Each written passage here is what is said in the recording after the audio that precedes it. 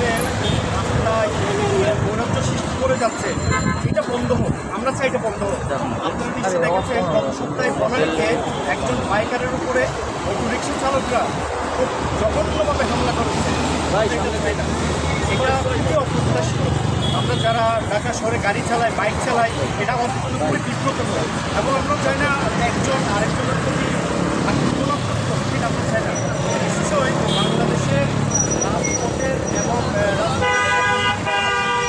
রাজপথের গাড়ি চলে, আমরা বলে দিচ্ছি না যে অতিরিক্ত বন্ধ হয়ে যাক। ওরা শ্রমিক, ওদেরও একটা রুজির বিষয় আছে এখানে। আমরা যে সেটা রক্ষিত হোক, কিন্তু একটা নীতিমালার মতো হোক। প্রথমে আমরা যখন দেখেছিলাম ঢাকা শহরে অটোরিক্সা চলে এসছে, তখন কী ছিল, যারা প্রতিবন্ধী, শারীরিকভাবে অক্ষম, ওদের জন্য অটোরিক্সাটা ছিল।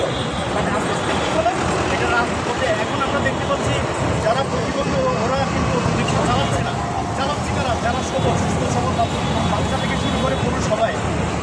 এবং প্রশিক্ষণের কোনো ব্যবস্থা নেই। প্রশিক্ষণ না থাকলে হয় কি, ঢাকা শহরে গাড়ি চালানো খুব।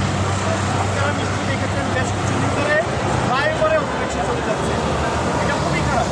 ফ্লাইওভারে কেন অটোরিক্সাটা? ফ্লাইওভারে তো আমরা যারা মোটর সাইকেল চালাই, সেটি এক্সপ্রেস ওয়েতে আমরা উঠতে পারি না।